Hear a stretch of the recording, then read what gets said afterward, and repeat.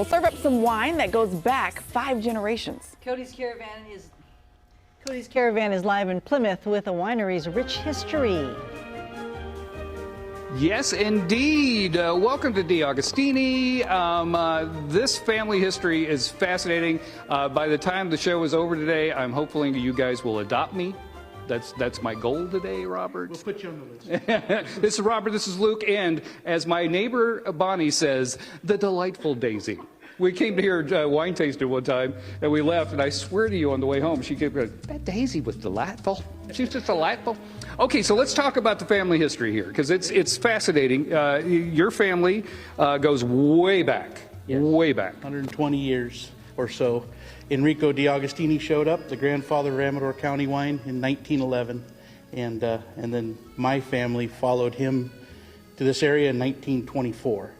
That's Enrico D'Agostini there, and then my family followed in 1924, and then the legacy started there. Yeah. And they built upon it for many, many years until 1984 when they sold the winery, and so we had a 40-year hiatus within the family. Just a pause, just a small pause, Yeah. 40-year pause. 40 years. And this year we've marked the first D'Agostini harvest to make D'Agostini wine with D'Agostini grapes in 40 years, and it's been quite a blessing. It is fascinating. You know, you called all the family, and you said, we need the photos. You had all the stuff. And so when you walk in here, you see all these great pictures. And it really does tell a great story. So let's talk about that one right there on the wall, because that's a big one. The one on the wall is of the original, the second generation brothers who ran the winery for many, many years. And it's iconic. It was for, not Sunset Magazine, but a magazine like Sunset Magazine in the 1950s or 60s. And that was an iconic picture that has been around for a lot of years. But they all is a family business. The guy on the far right is Mike D'Agostini. He was the farmer. The man in the glasses sitting down was Tullio. He was the salesman and the delivery guy. Arminio was the businessman, and then Henry was the winemaker.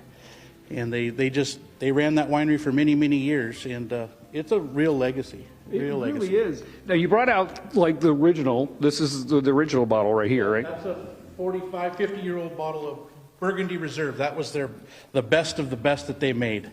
And we ended up with some of that from one of the basements of the second generation. They gave it to us. And so then that bottle next to it is our new Legacy Red Reserve, we call, that's to emulate the old wine. Let me tell you, the Legacy Red, that's some good wine, man. It's good table wine. Yeah, good wine. Italian table wine. Good wine. Now, one of the things that you guys do special here is the sweet wines. Correct. Sweet wines. Why is that such a big deal?